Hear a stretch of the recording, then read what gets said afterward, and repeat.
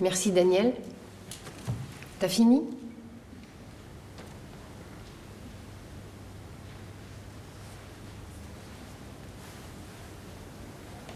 Non.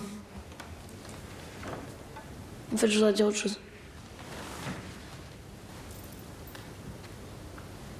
Comme mon chien était mal pendant plusieurs jours, on l'a emmené chez le vétérinaire avec mon père.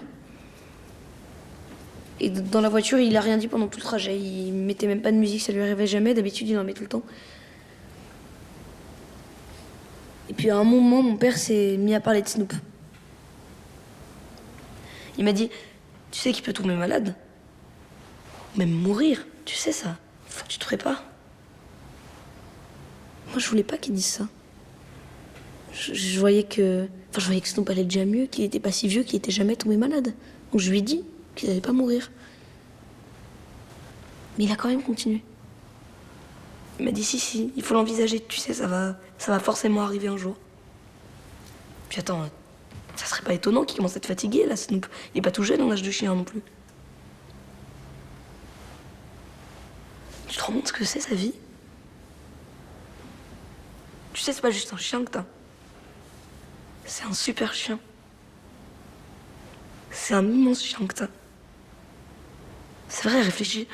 Il doit comprendre ce que tu veux. Il doit prévoir tes mouvements et tout ce qui peut te mettre en danger. Il passe sa vie à essayer de deviner ce dont t'as besoin, à penser à tout ce que tu peux pas voir.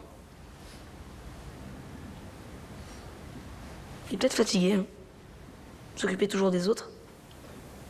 Peut-être qu'un jour il n'en pourra plus. C'est possible.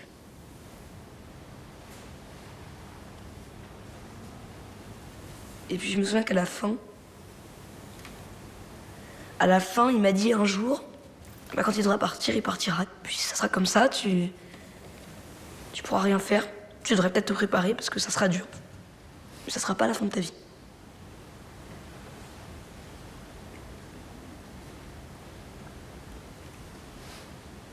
En fait, il parlait de lui.